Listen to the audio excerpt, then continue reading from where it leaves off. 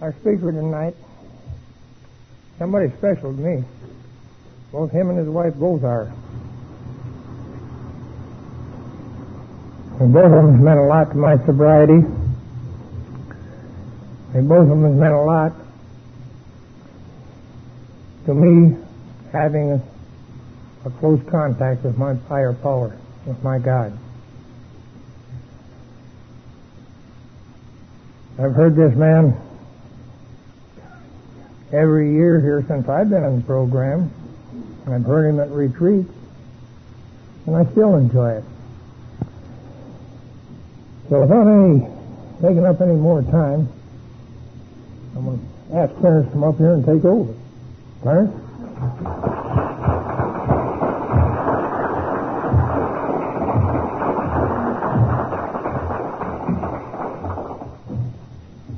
Good evening, everyone. I am Clarence Snyder, and I'm a recovered alcoholic. Boy, it's nice to see so many of my old friends here and so many new ones. Great. I even brought along a troop with me to back me up. I brought Grace along. Stand up, Grace, in case no one knows who Amazing Grace is. This is her. She's been sober for 14 years. Bob Rasky came up from Port Charlotte to come over here with us and stand up and take a bout. Any guy, I can't introduce everyone that I'm proud to see here tonight, but there's some of them very special, and let's get on with what I'm supposed to be doing. Why, this is my 44th AA anniversary. And I'm 44 years since I quit drinking. And I believe I have had my anniversary here in Winterhaven at least 25 years. Because Winterhaven was the first group that ever invited me to share my anniversary with them in Florida. So this has been more or less a tradition here. I get here every February, close to the 11th. My 11th is my anniversary, but I think I'll make it. This is the 9th, but I think I'll... Anyway, when we get talking about AA, it's customary that we talk about how it was, what happened, and how we got here. I certainly am not going to give you a drunkalogue, but I can tell you how it was, how I wound up. I can leave the rest to you. I had just as the last part of the last years of my drinking. I was not a drinker when I was young, in my teenagers, like most people you hear about. I thought drinking was a lot of foolishness. And I only drank 3 times when I was prior to 20 years old, and I got drunk and in trouble each time I did that. That ought to tell us a story. But I found out that I always had the idea that people who drank were a little bit crazy, and I didn't see any fun in getting out on Saturday night like the rest of the fellows did that I was running with and get sick and then puke all over each other and all that kind of... I couldn't see any humor in that. I used to like to go out to these dance halls and chase girls. I chased an awful lot of them. I never caught too many of them, but I had a lot of fun chasing them. And I liked to dance, and I was supposed to be quite a dancer. I think the evidence of that is that when I was 19 years old, I won a prize waltz in a big dance hall, and I got a kick out of the idea that when I was 59 years old, I won another prize waltz at an AA convention down in Texas, so that must have stayed with me. Waltzing got me in trouble. I met my first wife at a waltz, doing a waltz. I couldn't let a waltz go by without dancing, so in panic, I ran around. I saw this gal who looked very lonely and very mad about something, and I grabbed her, and away we went, and 3 months later, she waltzed me up to the altar. So you got to be careful about these things. Well, anyway, my idea of drinking in those days was mix is no good. And I never drank till after I was married. Read something about that in the big book there. My stories of home Brewmeister. And my wife became pregnant, and the doctor thought it'd be great. These were bootleg days. It'd be great if I would make some porter ale for her. It would be good for a nursing mother. So I made her some porter ale, and I also drank it for her. And I started out with a little 6-gallon crock, and eventually I had 2 10-gallon crocks and lots of other bottles, and believe me, it went on and on from there. Well, anyway, I got along pretty well. I was working for a finance outfit, and they gave me a promotion after working with them about 7 years. They sent me down to South Ohio to run one of their offices. A year later, they fired me for being drunk all the time. I came back to Cleveland through a fluke. I got a very responsible job with a bank and became an officer of that bank, and I was drunk the day they hired me, and I was drunk every night of my life for the 3 years and a half I worked for that bank. But I did them that job. Alcoholics, as I always say, are different than people. We can do things that people can't do. And I cleaned up an awful mess that bank had. They were going to take an awful bath financially, and through a fluke I got this position.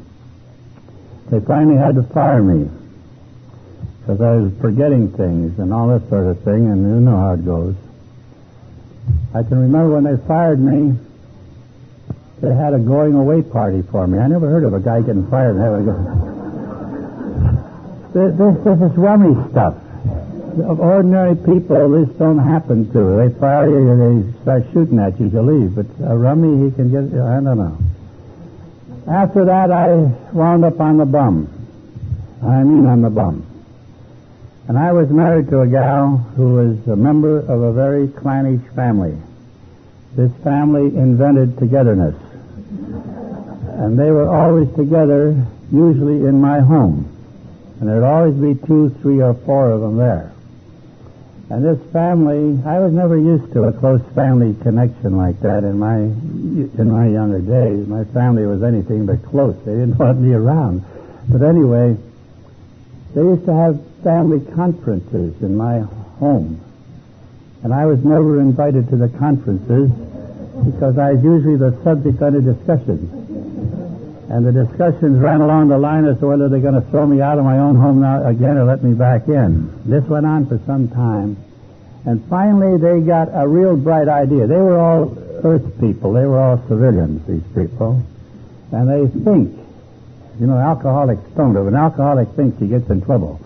But these people are thinkers. And they were always thinking up ideas. So they got a big idea of what they ought to do with me. My wife's brother had a big truck, and he used to haul merchandise from Cleveland to New York City and back. And they got the idea I should become his helper. And this would do 2 things. It would give me gainful employment, which I hadn't had for several years. And also he could ride herd on me and see that I didn't get drunk. This was good thinking, as all these people have. So I had to go along with this deal. And I started from Cleveland to New York one night on this truck. I was not excited about this job at all. I was scared to death for 2 reasons. First of all, I had never been on a big truck in my life, let alone learn to drive one of those outfits. And the second thing, this smackered of hard work. And I'm always against hard work. And I've never recovered from that either. I still feel the same way. But I finally got away from him in Albany, New York. He had to take a rest 2 nights after we left. And I can still remember I had $1 and some change in my pocket that he didn't know about. We always have that ace in the hole, you know.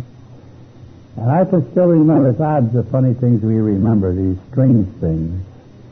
I ran down the street and got in the first watering hole I found, and I got in there, and one look at this place convinced me that I'm in the wrong place. It was too high class for me, with $1.20 in my pocket. So I got out and ran down a couple more blocks, and I got down into a place that was place more suitable to a man of my estate. It was a real dump. And I got into this place, and I had enough to start with in my change, and I met an angel in there. I think he was a fairy, but I will call him an angel, because he sidled up to me and started buying me drinks. And these drinks are coming fast, and I'm drinking them as fast as he brings them. And then finally things are getting too sticky, so I thought it was best to part company with this newfound angel. So I went in the men's room, locked the door, and went out the window and went back to the truck. Now, I tell this story for a reason. I get back to that truck, and he had a sleeper cab on this thing that we were driving, and I was supposed to sleep up behind the seat there by the window in the back, and he slept on the seat.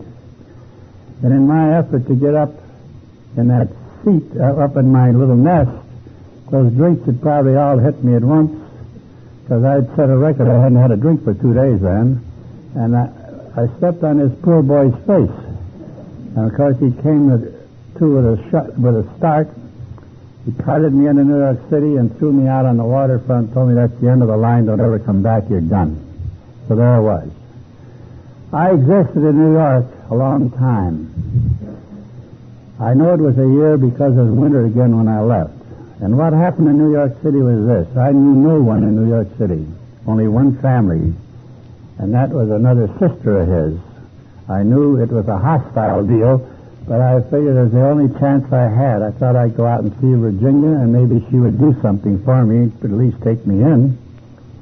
And I made it out to Yonkers, and I remember where she lived because I was there on my honeymoon. So I say we did everything together in that family. And she lived up on a hill in Yonkers. But I didn't go up on that hill. I went down the hill, and I got in the Italian section down there.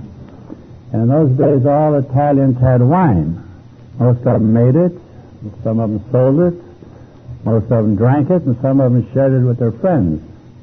So I went down there and made friends.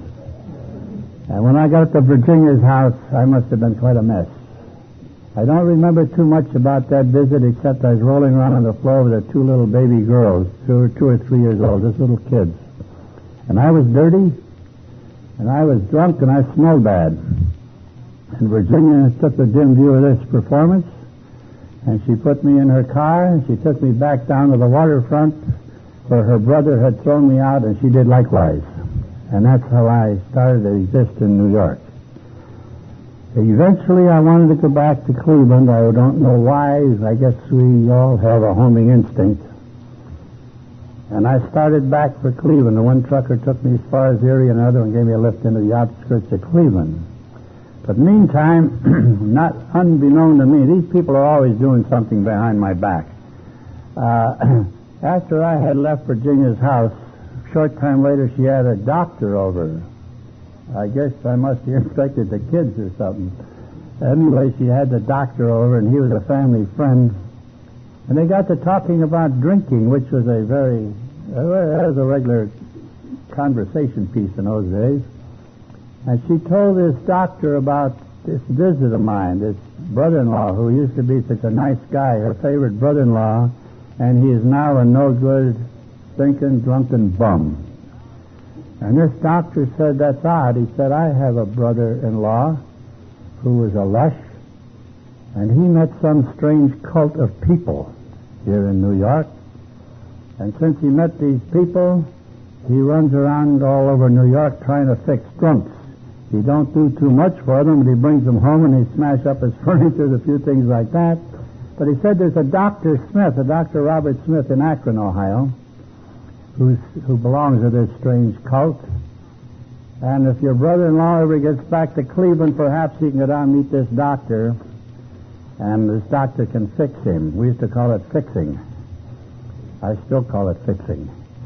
And so I don't know this is going on, of course, but this doctor at Virginia's home was Dr. Robert Strong, who happens to be Bill Wilson's brother-in-law, and the Dr. Smith in Akron is Dr. Bob.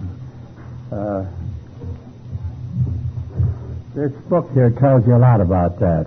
That's the doctor they were talking about. That's a book every alcoholic ought to own. It tells the real history of this fellowship.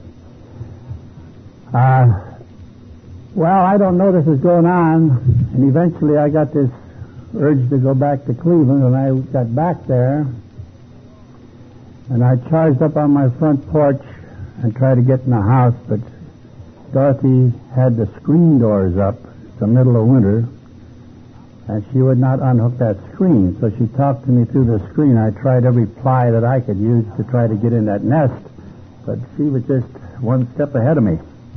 I saw I wasn't going to make it. So she told me this.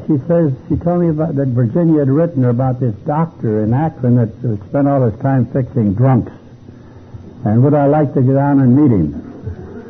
Well, I had nothing to lose. I can transact my business in Akron as well as Cleveland.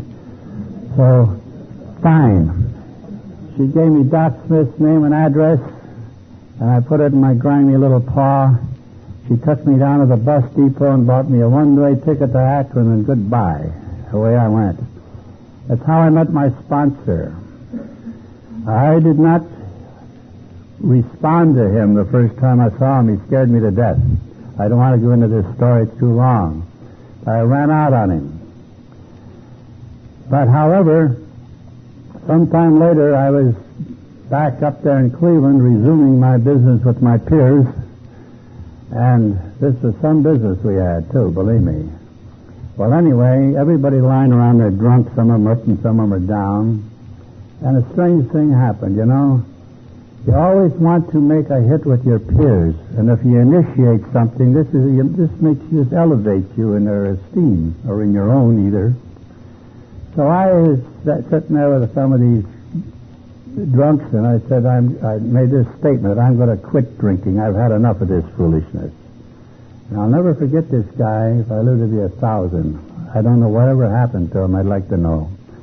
But he was a flannel-mouthed Irishman, and he was a head mogul in that group down, that bunch among our peers there. There's always a head guy. And he looks at me and says, you quit drinking, you'll never quit drinking. I said, I'm going to quit drinking. He said, you'll never quit. You don't have guts enough to quit. He said, look at you. Remember, he's drunk, too. He says, to quit drinking, he says, takes determination. He says, to have determination, he says, you need a chin. He says, look at you. You got a chin like Andy Gump. You're no damn good.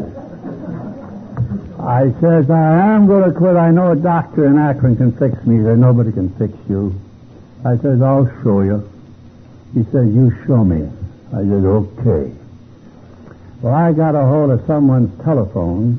I don't know whose, and these were all toll calls. Doc told me I called him 6 or 8 times. I only remember talking to him once. I got a hold of someone's phone. We did not have telephone services at our disposal there. But somebody got a bill. And I called Doc, and he told me to meet him at Akron City Hospital the next morning. And I was there. And this is how I started my career in this fellowship. I remember I got to Akron, but I didn't have any car fare to get out to the hospital. And that hospital's a long ways out from the bus depot, or I thought it was. And this was zero weather in February. And I had to walk out to that hospital, and Akron, as you might know, is called, like Rome, the city of 7 hills, and they're all up. They don't have any down hills in Akron. And I walked out to that hospital, and I was sweating when I got there, and I didn't even have an overcoat on. I was so weak. And when I went into the lobby of this hospital, I conked out. I fainted dead away on the floor. I don't remember a thing about it. I came to, I was in a bed. A lot of people around me, and for some strange reason, they were giving me a bath. And I was a center of attraction there. Well, you know, the first thing I saw when I opened my eyes in that room, over on the windowsill here was a bottle of rub. I had always had an unholy fear of DTs. I never had them because I never gave them a chance to work on me. But I had an awful fear of them, and I never wanted to get them, but I knew what the symptoms were when somebody was going to get them. And I looked at that bottle, and I said, there is my ace in the hole.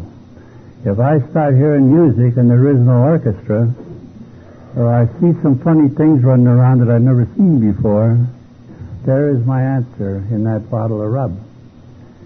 And believe me, I'd have had that bottle, and I figured there would be a bottle in every room on that hall, on that floor.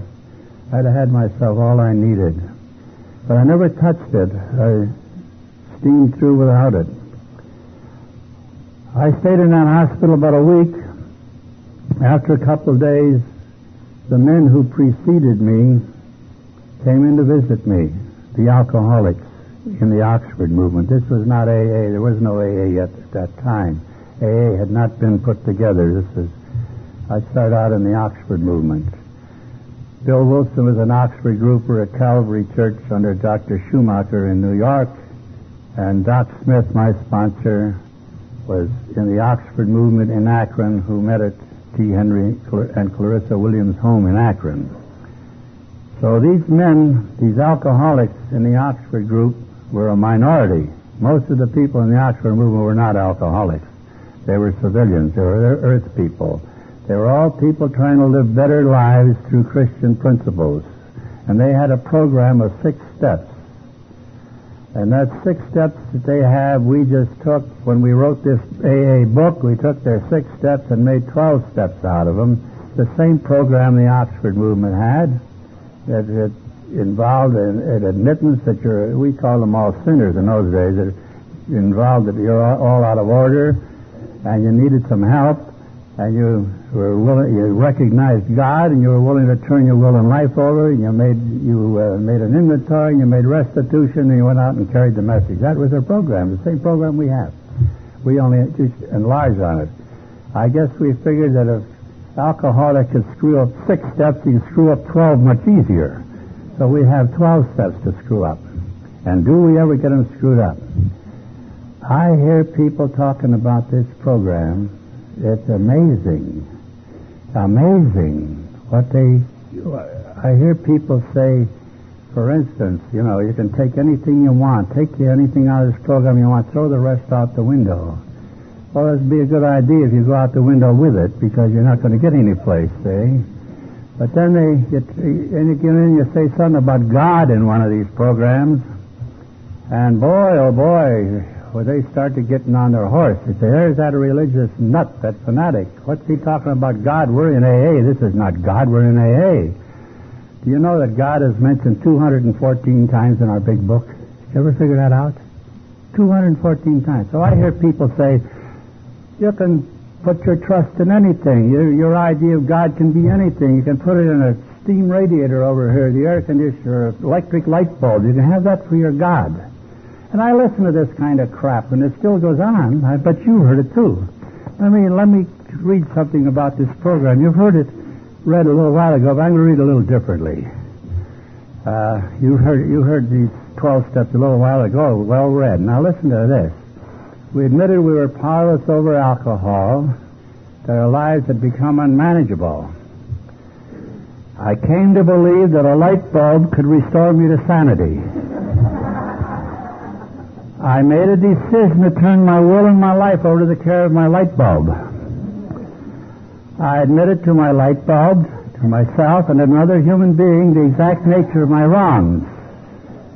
I was entirely ready to have my light bulb remove all these defects of character. I humbly asked my light bulb to remove these shortcomings. Right? I sought through prayer and meditation to improve my conscious contact with my light bulb. How do you like that? So I'm the religious nut. So somebody likes light bulbs. I would hate to trust my everlasting soul to a light bulb. They burn out. Yeah. Well, anyway, I just had to mention that because I've been listening to so much of that stuff lately, it's starting to make me seasick. We have a program that's well defined, and it's for one purpose. People think that Alcoholics Anonymous program is strictly for alcoholism, and it's to get you over drinking. Well, it says something. They've got a lot of things in AA today they didn't have when I come around. They say that all that's necessary to belong to AA is a desire to stop drinking. Stop drinking what? Tea? Coffee? Milk? There's a lot of things we can drink. A desire to stop drinking. That isn't going to do it. I'll tell you what. This program don't call for that. People think it's a drunk, sober program. That's why we hear so much palaver all the time in AA meetings about how drunk we were for 47 years. And I don't know how some of these people remember all these details that they're drinking. Believe me, I was in blackouts. A lot of the more interesting things that happened to me in my drinking life, somebody told me about afterward, or else they were a matter of record. But let me say something about this program.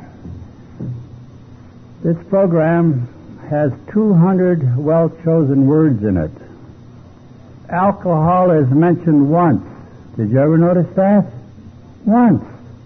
In the first part of the first step. And you don't hear one word about alcohol after that in this whole program. It says, I admitted that I was powerless over alcohol. Then it says something else. And this is the important part of the step. People don't realize that. The second part, it says that my life had become unmanageable.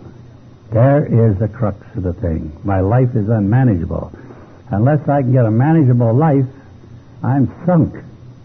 That's the whole story, because the rest of our program has to do with getting my life manageable.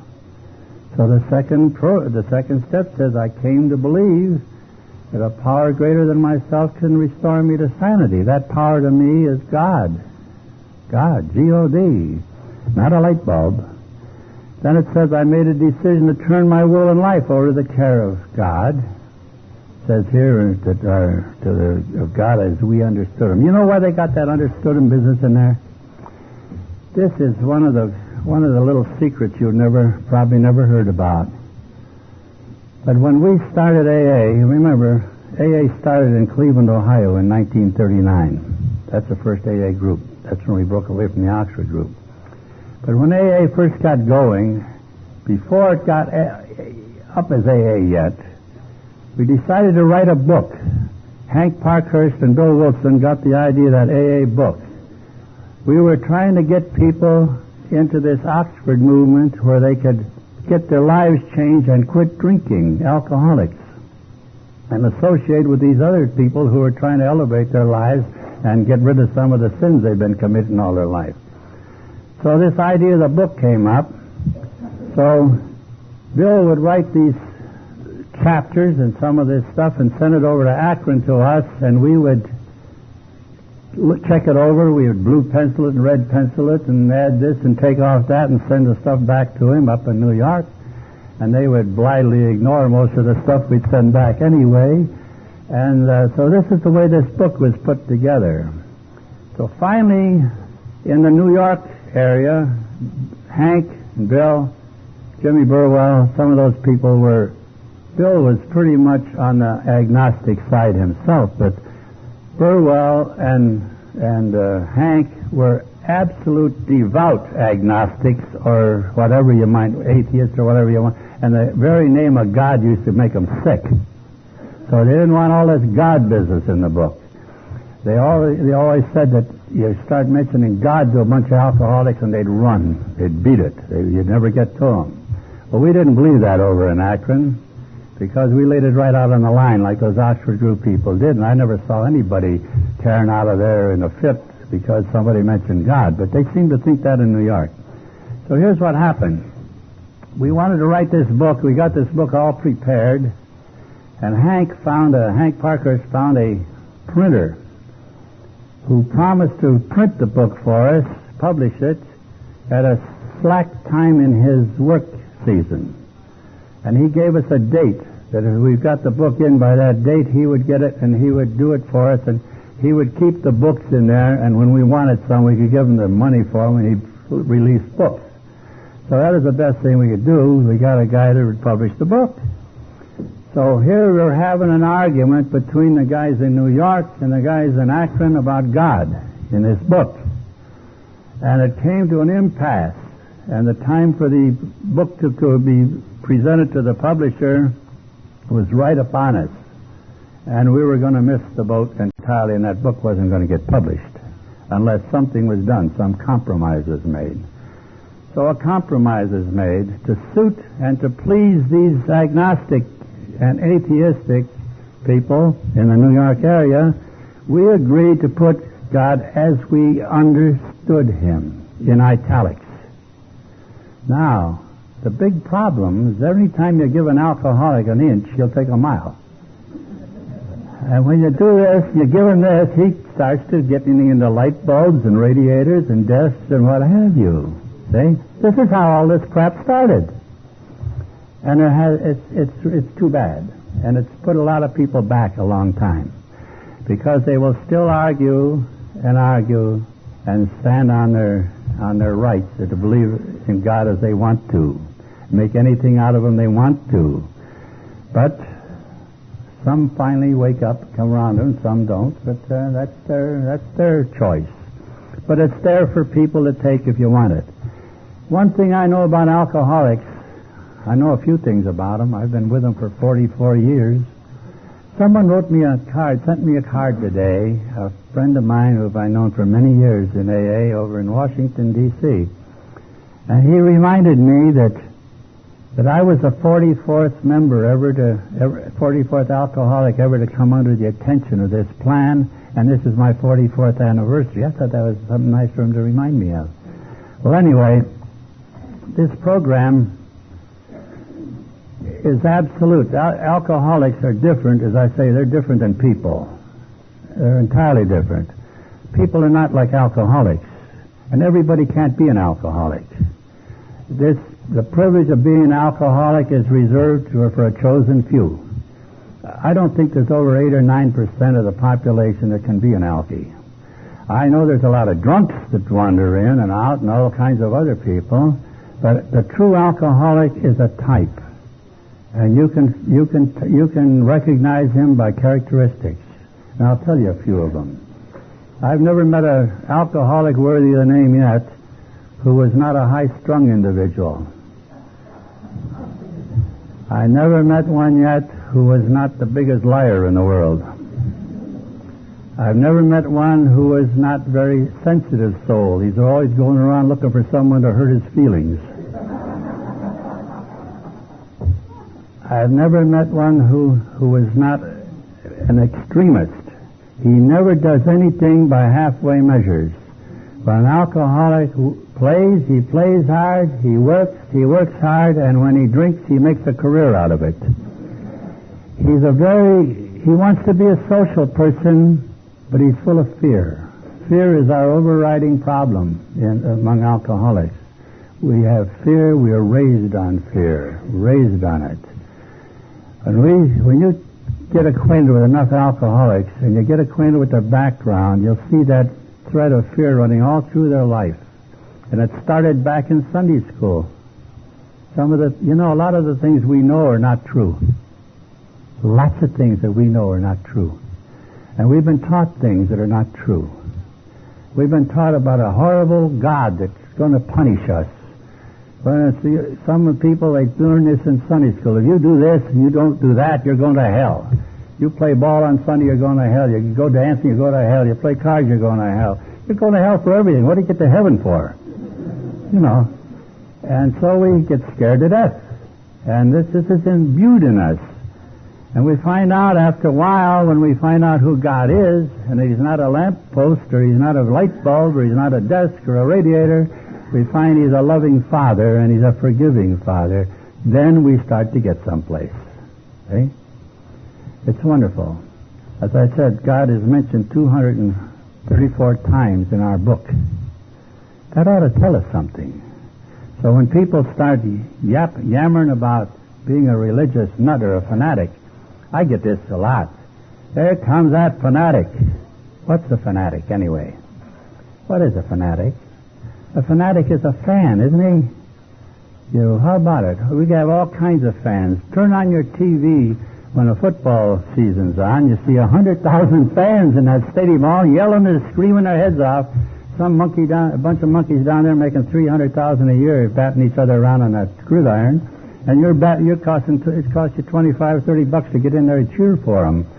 Fanatics, and they go absolutely hog wild. They go run out there and tear the goalposts down after the game and all this kind of stuff, and they tear the town up after the game. Fanatics.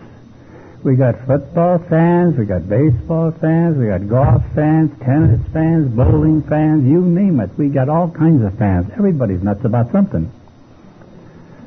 Well, I happen to be nuts about Jesus, nuts about my program. I'm a fan. If they want to call me a fanatic, that's all right with me. But I'll tell you, I have a good time out of life. When I came here, let me tell you something, kids. When I arrived here, I hadn't worked for over 3 years, going on 4 years. I was unemployable. I came here in depression. I weighed 130 pounds. I had no more home than a rabbit. I was unemployable, and nobody would give me a job even if I asked for it. I wasn't capable of anything. I was washed out in every department. I was a moral, a spiritual, and a physical wreck, and I was bankrupt in all those departments. That's how I came here. Now, let me tell you what happened to me. Doc Smith put me in Akron City Hospital, and those men came to see me after I was in there a couple of days and got some of the shakes settled down. Some of them, not all of them, because I was still in bad shape when I left there. You can't drink every day, year after year like that, and be drunk every night and not have some little reaction when you quit. But those men would come in and talk to me and tell me their stories. And they were all older men than I was. I was only 35 years old then. Now I'm 44 years. I am now, as you might add up, I am 79 years old. Just a kid. And those men came in and told me their stories and what had happened to them through booze. And they were all 10, 15, 20 years older than I was. And they didn't think I was old enough for this yet. They thought I was too young, really. Well, anyway, every one of them, after he told me his story, he left. But he told me before he left that he had the answer to my drinking problem. But on that note, they left. They didn't tell me what the answer was. I got that from every fellow that came in there. So every afternoon, Doc used to come in, and I was scared of this man. I was scared of this bird. If any of you folks knew Doc Smith, and I know some of you did, you probably knew him, and some of you folks know Doc Smith. He was a big, tall, 6'4" Vermont guy, thin. He's ascetic. He was angular, and he had fingers on him this long. Doc was a rectal surgeon.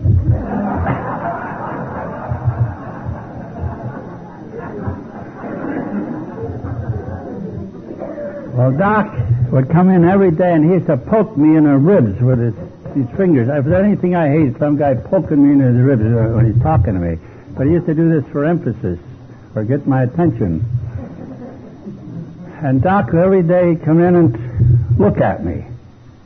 And he'd listen to what I had to say about the fellas. So finally, the last day in there, he came in, sat on the foot of my bed as usual, and he looks at me and he says, "Well, young fellow," he called me young fellow. He had a name for everybody. Mine was young fellow. It always was. I don't think he knew half our names. So he says, "Well, young fellow," he says, "what do you think of all this by now?" I said, "Doc," I said, "this is wonderful. All these men coming in here, spending their time talking to me, they don't know me from a load of hay. I says, I think it's great, but I'm puzzled about something." He says, "And what's that?" Doc was a man of few words, believe me. You're not like me. He said, I says, "Every one of those fellows tells me a story, then he tells me he has the answer to my drinking problem, and then he leaves. He don't tell me what the answer is. Now I'm ready to get out of here, and I'm leaving, and I don't know any more than I did when I started. What are you going to do to me now? What's coming next?" I was looking for some kind of an operation. And he looked at me and he threw me a curve right away. He says, "Well, we don't know about you, young fellow. You're pretty young. We don't know if you've had enough yet." Man, enough yet? No home, no job, no money, no clothes, 130 pounds, sick. And look, what do you have to have enough? I guess I finally convinced him I did. He says, okay, young fella, I'll give you the answer to this. So he turns around, points that big finger at me, and he says, young fella, do you believe in God? Well, that's the last thing I ever expected to hear from a doctor. I'm down there for medical help, and I'm not looking for any mission help. I tried that mission deal when I was on the bum. When you need something, you go to a mission and you sing. And whatever you need, they give you if you sing. You don't have to be much of a singer either, but you go. And I had mission clothes when I came in. I'll tell you how I was dressed when I got here. Tell you how I was dressed. I had no overcoat, and this was in February, 0 weather. I had one black shoe and one brown shoe. I think someone else had a pair like that someplace, but we must have got mixed up somehow. I had, my clothes were nothing. There was rags. I mean, it's like hand-me-down stuff. So he turns to me and he says, young fella, do you believe in God? Holy smokes, what has that got to do with it? I'm not about to answer a question like this. This is too much for me. I come down there for medical help. So I have to evade this question, but you just don't evade Doc. So best thing I can come up with is, well, what does that have to do with it? He said, young fellow, that has everything to do with it. Do you or do you not believe in God? Now I'm getting frightened that he's not going to fix me. If I don't go along with him, now what am I going to do? So I think I'll temporize a little bit. So I say, well, I guess I do. He says, there's no guessing about it. You do or you don't. Just like that. This is a way to handle spiritual foundation of AA to your new people. Nice and tender-like. Easy does it. So now I know I'm in trouble. If I don't go along with this bird, I'm done. I'm out. I've been there, and nothing's happened to me. I go back where I came from. So whether I believed it or not, finally I said, yes, I do believe in God. He says, that's fine. Now we can get someplace. He says, get down out of that bed. I says, for what? He says, get on your knees. I said, I was thinking about that long fingers again. I said, for what? He says, you're going to pray. I said, who's going to pray? He said, you're going to pray. I said, I don't know anything about praying. He says, I don't suppose you do, but you get down there, he says, and I'll pray, and you can repeat after me, and that'll do for this time. So he hauls me out of that nice warm nest that I've been in for a week on that cold concrete floor in that shorty nightgown. And he uttered a prayer, which I followed after him. I can't tell you what it was. I have a pretty good idea. But I do remember this, that when he concluded this prayer, he shook hands with me. And he said, young fellow, you're going to be all right. And that night he carried me to a meeting of the Oxford group in Akron at T. Henry and Clarissa Williams' home. I got my next big shock when I went into that home. T. Henry was a multi-millionaire. He had a patent on something that they use in manufacture of tires, and he got a little rake-off on every tire made in Akron, Ohio. I got my next big shock when I went into that home. T. Henry was a multi-millionaire. He had a patent on something that they use in manufacture of tires, and he got a little rake-off on every tire made in Akron, Ohio. And you can imagine a home they had, where they had this Oxford group meeting, this spiritual group. I looked in there, the first thing I saw when I walked in there is the oriental rugs and a piano sitting, a grand piano, and paintings on the wall, and a lot of this little fancy bric-a-brac around, that I took special note of the small pieces. And you can't get away with the piano. Anyway, I made an inventory of some of this stuff, but really I never took any, but I knew where it was. Well, anyway, I'd steal anything when I was drinking. Don't think I would. I'd steal a red-hot stove. Well, anyway, I got a shock. I walked in there, and those people, there was an awful lot of ladies there, more ladies than men.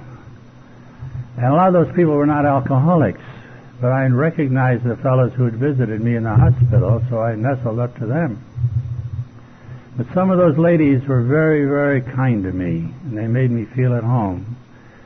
I certainly didn't look at home in a place like that with the kind of attire that I was wearing, believe me. And I'll always remember with great, I'll never forget Annie Smith and Henrietta Dodson and Henrietta Seiberling. Those three women did an awful lot for me. They encouraged me, and they came and showed me love, which I hadn't had for a long time. This stuff kind of got to me. Well, I didn't know what was going on in this meeting, because people were jumping up and they were getting all emotional, and some of them were crying and some of them were laughing and everything going on, you know. Well, anyway, I went, Doc, when I left that night, he told me to go back to Cleveland. He gave me the surprise of my life.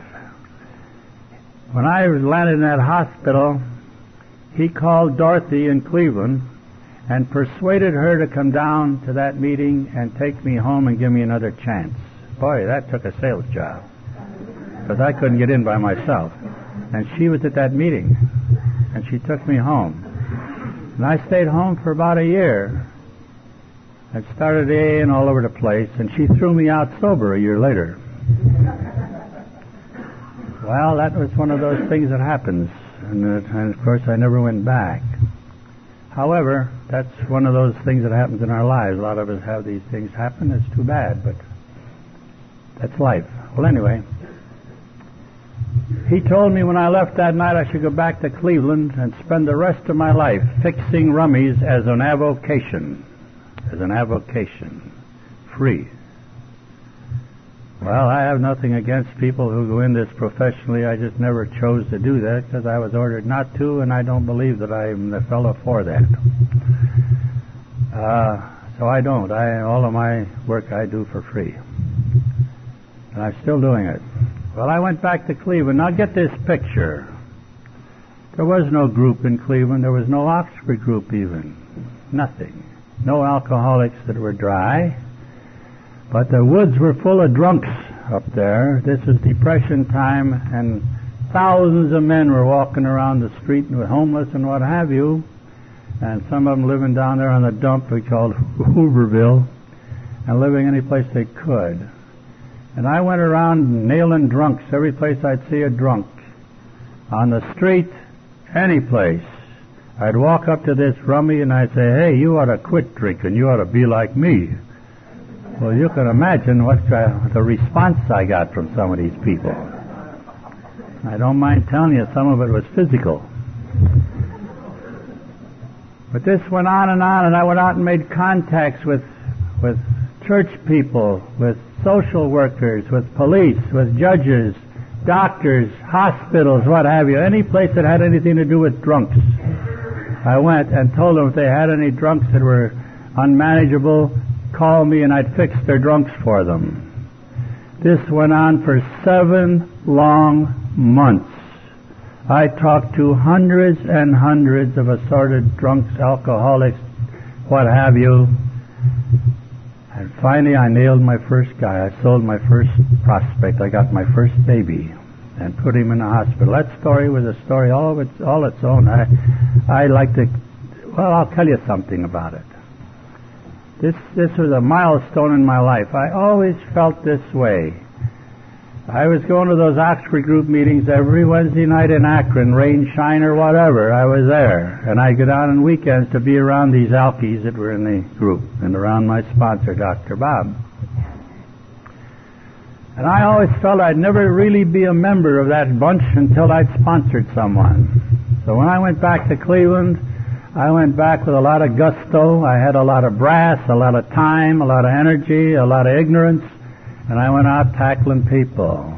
And I figured if I ever would sponsor somebody, then I'm a real member. I was a real Indian. I'd win my feather. And when I nailed this first guy, I'm telling you, I walked this high off the ground. And here's how I got this bird. In those days, some of you people have gray hair and what have you. You remember Depression days. And you remember a lot of people lost their homes. They talk about depression now. People today don't know what a depression is. But they lost their homes, and they doubled up with people, and there were a lot of vacant houses sitting around, and a lot of these stumble bums would just take squatters' rights in some of these empty houses to keep out of the weather. And they tear all the woodwork out and burn it to keep warm, and all that kind of stuff. It was a mess. Well, I got into a place way over on Fleet Avenue, which is the south end of town, Polish neighborhood over there. And I got in one of these houses, and a whole bunch of drunks playing around that place. Most of them were on the floor, some of them were up, a lot of them were down. And I start crusading for sobriety. Well, I'm getting no place with any of this bunch, but here's a big guy lying on the floor there. And I'm telling you, he's a big man, and he's laying there. And I had never seen this condition before. This man was paralyzed drunk. Absolutely, he couldn't move a muscle. And he was lying there, and he knew everything that was going on. The old bean was working. He could hear and he could respond, but he couldn't move. So I had a captive audience. This guy's name was Bill Hess, and he had been an auditor for Sherwin-Williams Paint Company in Cleveland, and some years before, and before he got thrown out of that, hadn't seen his family for some years, and there he was. So I got down on the floor with Bill Hess, and I asked him if he'd like to quit drinking, and boy, he was all for it. He was the first guy that I got a good response from. Everything up to this time was strictly negative. And here's a guy that was all for getting sober. Well, boy, I'm telling you, my heart started to beat. I've got an Indian now, see? So I run out and I called Doc Smith and asked him if I could bring this turkey down there to Akron. This was in Cleveland. And fine, he told me he'd meet me at the hospital in a couple hours. So I got some of those other jugheads to help me lift this guy and put him in the back of the car, and away I went. And took him down to Akron. But here's what happened. Well, I didn't take him right that moment. Here's something that happened before. I'm getting a little ahead of myself. I get down to talk to Bill, and I asked him if he could get a hold of $50. I could put him in a hospital and get him sober. I might as well ask him for $1 million, because it'd be just as close. He didn't have a dime. He says, but my mother lives out in near Ashtabula, Ohio, 60 miles from here. She's on a farm. And if you tell her you have found me and you're going to fix me, she'll get the $50. She's got money. See, the banks were closed then, and anybody had money.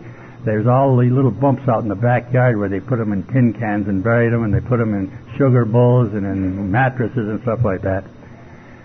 So that's all I needed to know, that his mother had $50. So I start out for Madison, Ohio, is what the name of the town was. It's this side of just 60 miles anyway. So I ride out there, and man, I got out there, and it was muddy going up this lane. Her farm was way back a lane, and it was muddy, and I was afraid to drive up there for fear I'd get stuck. So I left the car on the road. And this happened to be the first day of hunting season, as I finally found out. I didn't realize this till I got halfway up this lane, and the guns are going off everywhere. It sounded like the Battle of the Marne, see? And a sickening thought hit me. Here are these monkeys, they're probably relatives of this jughead, and they're probably all drunk, and they're all running around with guns in their hands, shooting at everything that moves. And I'm out in the middle of this lane.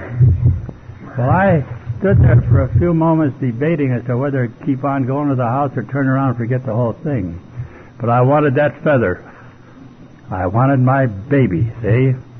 So I went up to the house. Well, so I rap on the door, pound on the door, and out comes this little shriveled up old lady. And she looks at me, and I look at her. And so I say hello, and she says, what, Yaksimash or something. And Bill forgot to tell me one thing. He was Polish, and his mother's Polish, and she didn't know anything about English. And I'm up there, and I know 2 words of Polish. I know Yaksimash and Dubshe, and after that, your conversation runs pretty thin. And there I am, out there trying to talk this old doll out of $50. I got a hold of a little kid there, a little grandson. He's about 7 or 8 years old, I presume. And through him as an interpreter, I told her about her boy, and I had him, and I was going to fix him. And I wanted $50. And boy, she went out and cut a lump out of that mattress and brought it out. And boy, that's all I needed. I can still remember those big bills they used to have in the old days before they made these small dollar bills? They were great big things like this. So I had a whole fistful of that stuff, and I headed back for Cleveland. Bill's still lying on that floor. I got some of those jugheads to help me, and I called Doc, and away we went. That was my first triumph. You know, an odd thing. 7 months it took me to sell my first baby. 7 months. Now I know why it took me 7 months. Right after that, a bunch of them start coming in like that. And the first thing you know, we had a dozen men going to Akron from Cleveland. I know why this happened. It says something in our book about carrying a message. I just didn't have a message. It took me 7 months to get a message. The evidence of that is that after that, the message went across to these other men who I'd been wrestling with and what have you. And we had a dozen fellows going to Akron. Now here's how AA started. I indoctrinated all these fellows into the Oxford movement, which was a Protestant religious organization and fellowship. It had no Catholics in the Oxford movement because the Catholic Church would not permit their members to belong to the Oxford group because of all the little goodies that the Oxford group practiced. It went against what the church stood for anyway. They were very strict about some of those things in those days. The Catholic Church has changed a lot over the years, but back then they were pretty strict about things. Well, would you believe this? 7 of the first dozen men I had were Catholics. Bill was a Polish fellow. They were not good Catholics, but they were Catholics. And Bill was the first one, being Polish. Then a flock of Irishmen came in. As you probably know, this is an Irish disease that's cured in Methodist church basements. But these, I don't know what we'd do without the Irish. Well, we had these people, I took them down to these meetings, and they watched this performance going on, and all this getting guidance for other people and reading out of the King James Version of the Bible, and surrender this and this, all this stuff that they go into. And those Catholics, they look at this, they look at each other, and look at me. And I get flack all the way home. They can't stand this. This is not for them. They're not allowed to do this. So this is all news to me. It's just another obstacle to overcome. Here over half of my group can't go to Akron, to the Oxford group. So what are we going to do with them? This is the history of AA, kids. So I went down to see my sponsor and told Doc what our situation was. He says, well, we're not keeping the Catholics out. I said, no, you're not keeping them out. Their church keeps them out. It's all the same thing. They can't come. He says, well, that's tough. I said, no, that's not tough. I said, you know, we now have a book. We wrote this book in the fall of 1938, and it came out in February 39. Now, this is May of 39 when I'm talking to Doc. I said, we have a program here. We have a book. We have a 12-step program. That and the 4 absolutes of honesty, unselfishness, purity, and love. Anybody can go with that program, whether he has any formal religion or not, whether he be a Catholic or whatever he might be. It can't hurt him and he can accept it. He says, well, you can't do that. I says, well, can't do what? He says, you can't break this thing up. I says, I'm not breaking anything if I'm trying to open it up so people can come in it. Oh, yeah, we had an awful to-do there, really. So I says, well, we're going to do something. He says, like what? You'll see. You know, in that book, I don't know if it's this book or Ernie Kurtz's book, he refers to me as having an abrasive personality. Well, I think he puts it mildly. And someone has to be abrasive sometimes. If something has to be done, you can't do it by petting somebody. Sometimes you got to kick people into things. And it takes a lot of different decisions for different things. And everything doesn't go along on a smooth course. So here is where I broke with my sponsor. I said, we're going to do something. So I went back to Cleveland. I had another Irishman in the hospital. He was a lawyer. He had a big home up on Cleveland Heights. And I went out to see his wife. She's the one that called me in the first place. I chased that turkey all winter long and finally got him in the hospital. Bill Wilson came down to visit me one time, and he went out with me, and Bill had the kind of hot air that this guy fell for. He didn't like me because I was inferior to this lawyer, but Bill had a lot of hogwash. He had 4-syllable words, like I can't go over 2. So this guy listened to Bill Wilson and decided to go to the hospital the next day. And I chased him all winter, go to saloons and drag him out and drag him home. Then I'd have to go back and walk back through the snow and get in my car and go home. This went on and on. I didn't regret this. This is the way things were done. So old Al Goldrick was in the hospital. You'll see Al's story in one of the later editions of this book here. His story, you'll see my name running through his story, so you'll recognize when you read it who I'm talking about. Well, anyway, Grace Goldrick said she was delighted with the idea of having a meeting in her home. So I went down to Akron the next Wednesday, and I told the people down there this, and this is how AA started. That this is the last time the Cleveland contingent will be down here as a group. We're going to start our own group in Cleveland, Ohio, and I made the mistake of giving them the address. I shouldn't have done this. 2345 Stillman Road, Cleveland Heights. Next Thursday night, I said this is not going to be known as an Oxford group. It's going to be known as Alcoholics Anonymous. We're taking the name from the book. And only alcoholics and their families are welcome, nobody else.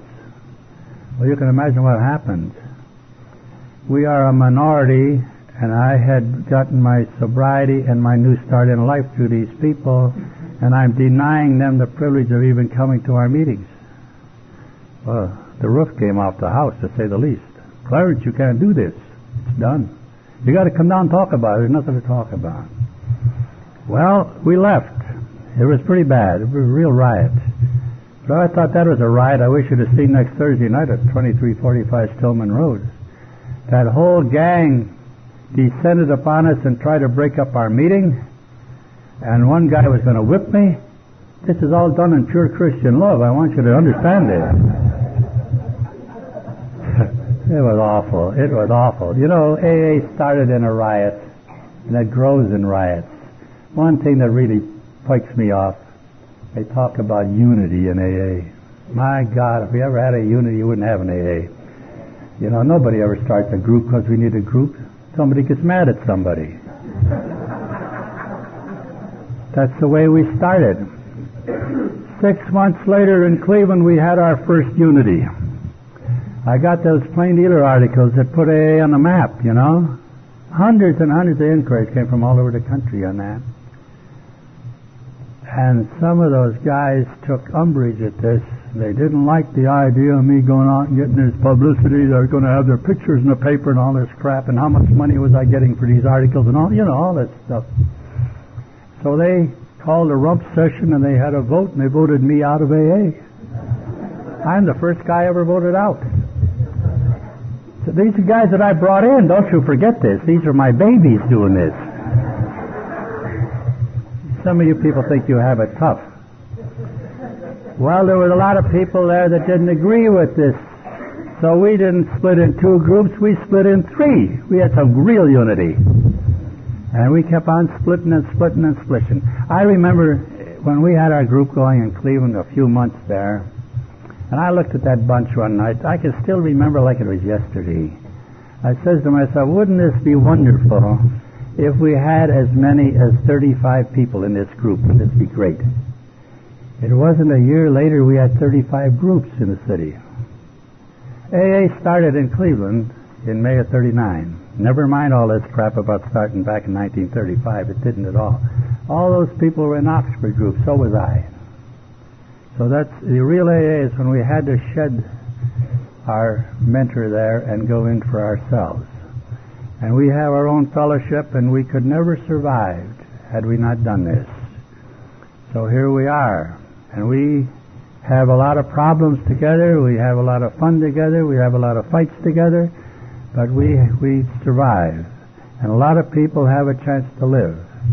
You know, alcoholism is probably the oldest malady that afflicts the human race. Really, it is. Down through the centuries, you will find references to alcoholism. You'll find it in ancient history. You'll find them in mythology, and you'll find a lot of references in the Bible to alcoholics. There's a lot of alcoholics in the Bible, which means this has been going on a long time.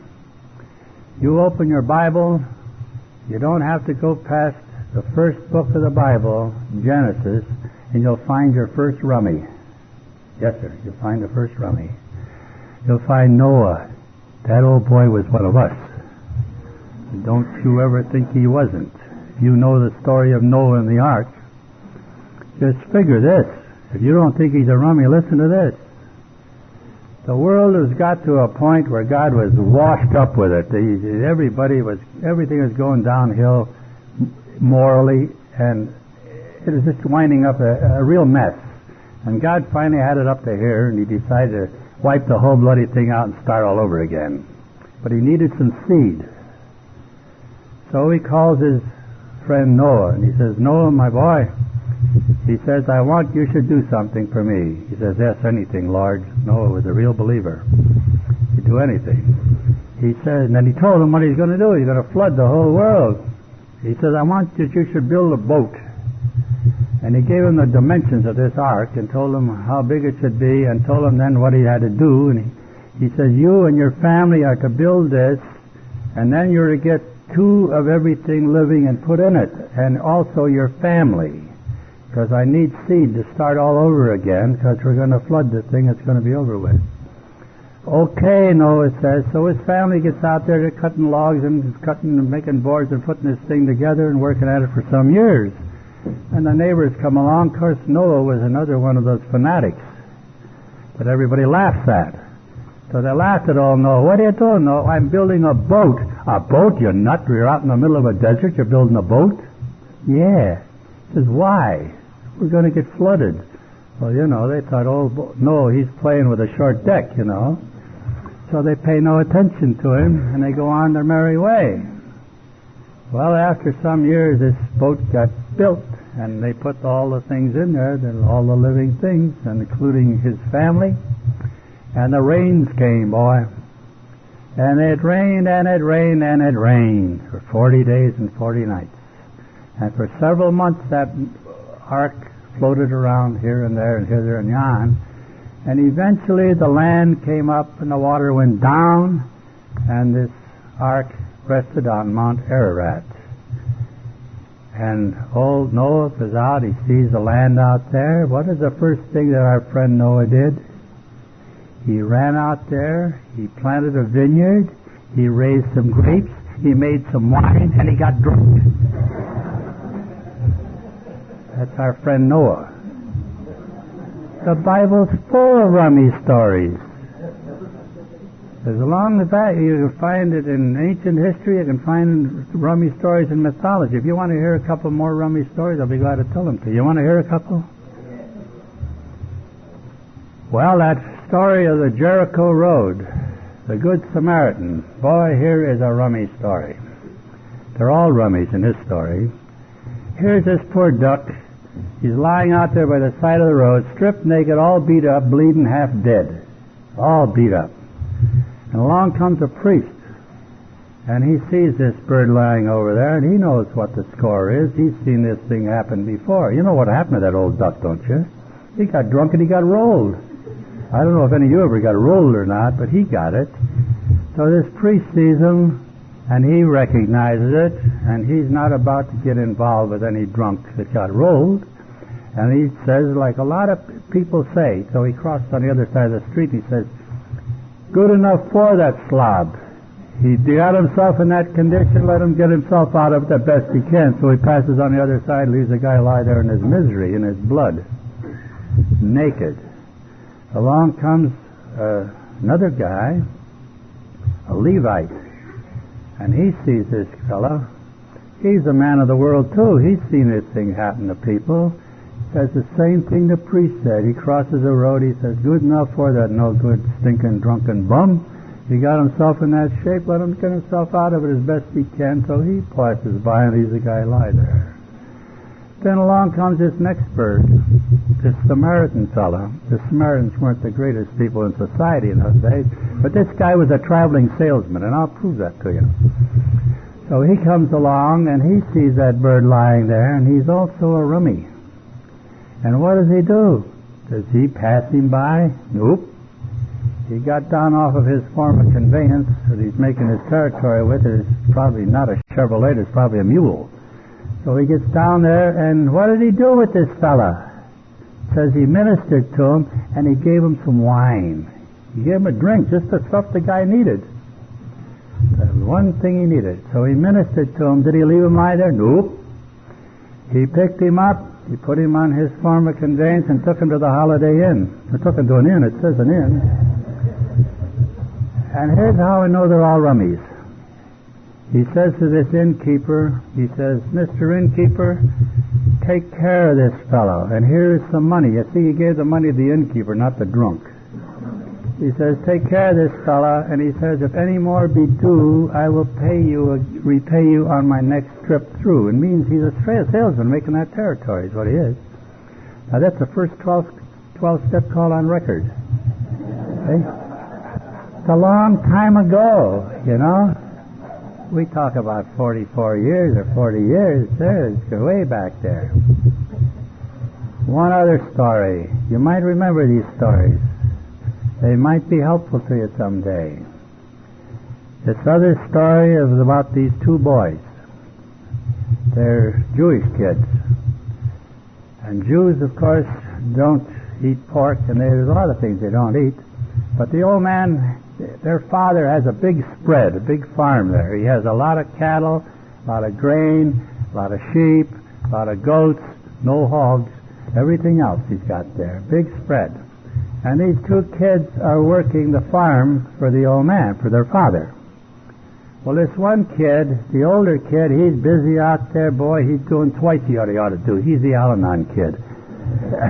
He's always working away and working, doing what he's way beyond what's expected of him. But this other kid, the young one, guess who? He is not happy with this thing, and he knows that when the father dies, they're going to split up the estate, and he's to get his share of the loot. But he doesn't want to wait till some indefinite time when the father dies. He wants his right now. Does that sound like a rummy to you? Why should he wait forever when he can have it? He wants it while he's young, when he can enjoy it. So he bugs his father and bugs his father and bugs his father for his share of the estate. So finally the father can't take it anymore. He says, okay, take your share and be gone with it. And boy, that kid grabbed his share of that loot, and away he went. And what does it say in the good Bible, in the Bible? It says he went into a far country and he squandered his substance in riotous living. Did you ever hear of a thing like that? He blew the whole bundle. Boy, he had wine, women, and song, and not so much singing. And there he is, and he's in a far country, and what happened? That isn't the worst of it to go broke, yet he's still got more coming. A famine came in, and he can't get anything to eat. He's in a far country, he can't get anything to do. He's half starved. So what does this kid do for survival? The only job he could get, he got a job. Now remember, this kid's a Jew. He got a job on a hog farm, tending a bunch of hogs. This is a great deal. I'd say this kid almost hit the bottom, wouldn't you? So there he is. Now, did he eat what the hogs ate? No, he did not. He ate what the hogs wouldn't eat. It says in there, he said he ate the husks of the hogs, what the hogs left over and wouldn't eat. That's what he got. Boy, he was in a shape, wasn't he? Well, finally, he realized the condition he's in, just the same as you and I had to do. We come to our extremity. There used to be a saying in the old Oxford movement, man's extremity is God's opportunity. So what did this kid do? He said just what you and I did. He says, I starve. My father has much. His servants eat well, and I starve. He says this. He says, I will arise. We had to do that too. We had to get off our duff and move too. I will arise, and I will return to my father, and I will tell him I'm unworthy. And I'll throw myself upon his mercy. That's what we had to do, right? So this kid got up and started back that long, torturous trip home. Broke, sick, beaten, defeated, scared to death. And he had to go face his father. So he makes his trip back to his home. So what happened? Did his father chew him out? No, it says in a good book, it says his father saw him coming afar off. And he ran to his son and he fell on his neck and kissed him. He says, my son who is dead is alive. He says, put a ring on his finger, a cloak on his back, shoes on his feet. My son who is dead is alive. Let us make merry. Let us have a feast. So he takes the kid up in the house. The kid says, I don't deserve this. Oh, yes, you do, the father says. You are my son. You are my child. He takes them home and they have a party. Boy, they're having a blast up there at the house. You know, they're singing and dancing, all that music. Meanwhile, that Al-Anon kid's out there working away just like a good Al-Anon should. And he's out there going at it. They're out in the field. And boy, finally he hears all this ruckus up at the house. And as the servant comes by and says, hey, what's all this music and noise I hear up at the house? He says, haven't you heard? He says, heard what? He says, your brother came home. He says, oh, he's that dirty no good. So then he drops his tools and makes it for the house and confronts his father. Now this is very human. He says, Father, he said, I've always been a good son to you, always done more than you asked. He says, this no good brother of mine blew everything he had on wild women and women and song and all this stuff. He says he just dissipated everything. Says he comes back and you have a party for him. You never had a party for me, Dad. You know, this is a very human thing. So his father had to explain why this was. Great story. Got two things in that story. Great story of redemption, great story of forgiveness. And that's what we all need here, is forgiveness. See, so alcoholism's been here a long, long time. It's nothing new. But I'll tell you something about it. Down through these centuries, millions and millions of alcoholics have stumbled across the face of this earth. And they've existed and died in alcoholism, in misery, and in many instances carried some of their friends and family down with them. A miserable situation. And do you know, all down through history, the alcoholic only had two options. Two. He could go crazy or die or both. When we got AA together here, this fellowship, this glorious fellowship you and I have the privilege to belong to, and we're blessed with this, we get a third option. Today the alcoholic can still go crazy, he can still die, or he can get well.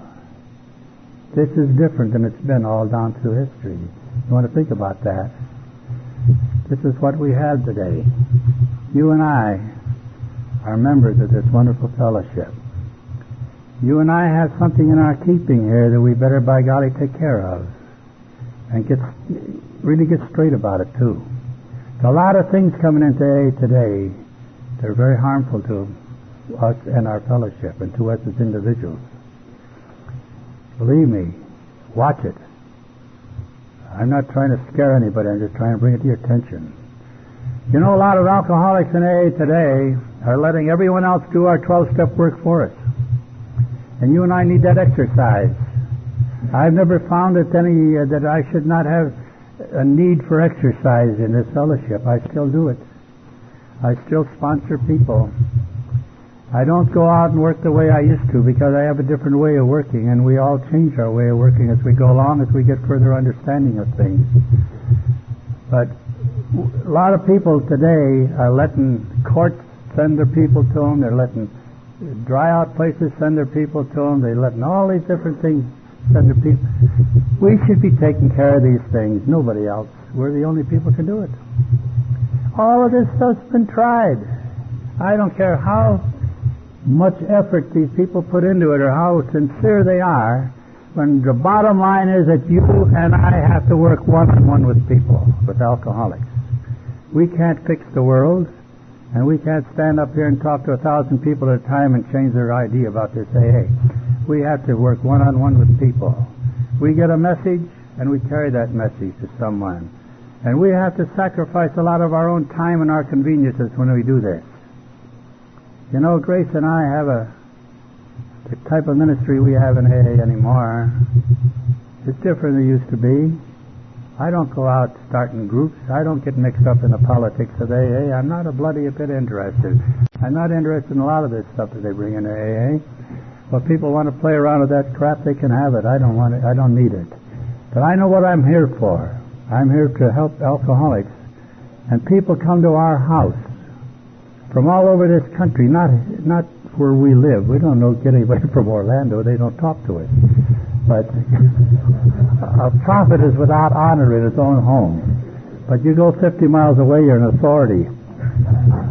But people come, and they hear about this freak of a guy in Casselberry, Florida, that takes people through the steps in 2 days. And their whole life changes like that. And they want to know, either they're curious, or else they hurt, or for some reasons or other, some of them want to meet this queer couple. And they call, or they write, or they get in touch with us, most of them phone, and we qualify them, see if they mean business. And if they do, they come to the house. And their life changes like that. In 2 days, they're different people. That's what we do. We further extend this by these retreats. You heard Grace passed a lot of these flyers out. I'll venture to say there are people sitting in here tonight that had they never been to one of those retreats, they certainly wouldn't be here tonight. I know this because I know several of you here that got your change through that. These retreats are not retreats as people ordinarily think they are. These are AA get-togethers put together by AAs, and we get good speakers from all over this country who know what they're talking about in AA, and we counsel people there and help them get on this program. Not just new people. We get people who have been around here a long time that don't know anything about AA. That's the truth. Somebody's told them, take anything you want out of this program. I went to New York City one time. I'd never been and made a talk in New York City. I've been all over this country and out of the country making AA talks, but I never made a talk in New York City until about 2 years ago. Well, it's a little longer, because I'd been 40 years dry before this happened to me. And I went up there, and there's a big city. And this isn't any different than a lot of other cities. We went to AA there. I made 11 talks in 10 days up in that town. And what did I hear up there? Thousands of people going to AA meetings, and I looked at thousands of them in audiences like this, 10 times this size. And I hear this. Here's what I hear for a program. They say, put the plug in the jug. Go to 90 meetings in 90 days and don't take a drink. I listen to this stuff. So about the second night that I'm talking, I said, I hear this plug in the jug business in 90 meetings in 90 days and don't take a drink. I said, that's wonderful advice. You should be congratulated for the advice, but it's no program. No program. It's not a program at all. They look at me. Never heard that before. No wonder people think I'm nuts. Go in a strange town and tell 1,000 people that, tell them they're all wet. Well, anyway, then I tell them what this program is. Explain these 12 steps. Never heard this. They're still over there with the light bulb, the radiator. See? Gee. Bob and I were over in Virginia and Maryland a few months ago. We went down to Washington. Bob was brought in Washington 25 years ago. We went down there. We upset the whole state of Maryland and Virginia. We told them about the light bulb. It shocked people. They shocked them. It should. That's not our program. 7 of our 12 steps have a direct allusion to God. Let's not kid ourselves. If we want to get well, we better get to the source. And that's the source. That's where we get changed. I'm not the same person I was 44 years ago by a long shot. I'm not the same person I was 24 years ago, or 10 years ago, or 4 years ago. We change. We keep changing. And we find our usefulness changes. We don't still do the same things we used to do. I don't organize groups anymore. I don't want any part of any organization of a group. Somebody, when I was out in California several years ago, I knew nothing about it. I come home and I found I'm a GSR. I wasn't even there to know about it. What do I care about being a GSR or GSO or ABC or what have you? I'm not interested in this. I'm interested in living and learning how to live and teaching people how to live. That's me. Well, since this is my anniversary, I've talked as long as I ought to, probably longer than some of you think I should have.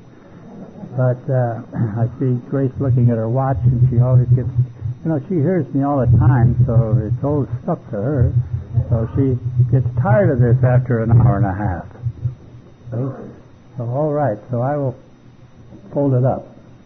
But it's been great being with you again for another anniversary, and I hope we do many more. I think at least this is my number 25 here. I think you, Bob, and Elise can probably attest to that. And I hope I'm here for 25 more. They say what man has done, man can do. So let's get a shot at it and see. But I'm going to do what I can do for the time that I have left. I don't know how much time I have left, neither do you. I may not even get home tonight, see? But I've had a good life. And I'd just like to share that with you and let you know it's here for everybody. And God will give it to you if you want it. But you have to want it and mean business. Thank you very much, and God bless all of you.